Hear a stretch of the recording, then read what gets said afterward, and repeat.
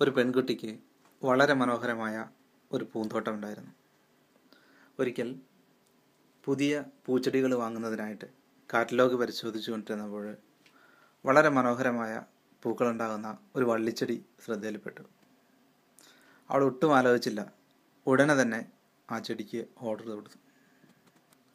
ചെടികൾ ലഭിക്കുന്നതിന് മുമ്പ് തന്നെ അവൾ അതിനുള്ള സ്ഥലമൊരുക്കി നടാനുള്ള സാഹചര്യങ്ങളെല്ലാം സൃഷ്ടിച്ചു.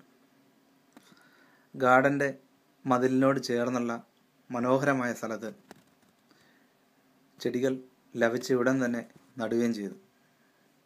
വളരെ നന്നായി ഈ ചെടിയെ പരിപാലിച്ചു. അങ്ങനെ നാളുകൾ കടന്നുപോയി.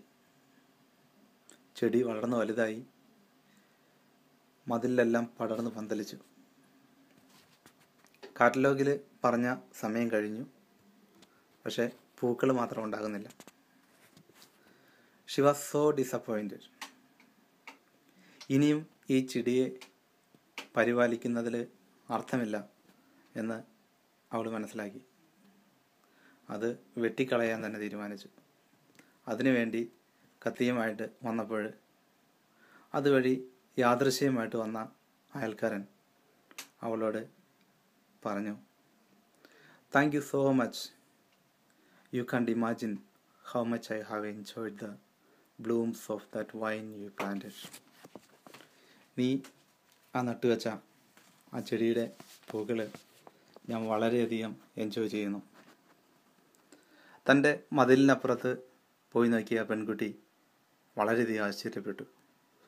അവൾ ഒരിക്കലും കണ്ടിട്ടില്ലാത്ത മനോഹരമായ പൂക്കൾ നിറഞ്ഞ തലപ്പുകൾ ചാഞ്ഞു കിടക്കുന്നു. നിങ്ങളുടെ അധ്വാനത്തിൻ്റെ റിസൾട്ട് പലപ്പോഴും നിങ്ങൾക്ക് കാണാൻ കഴിഞ്ഞെന്ന് വരില്ല.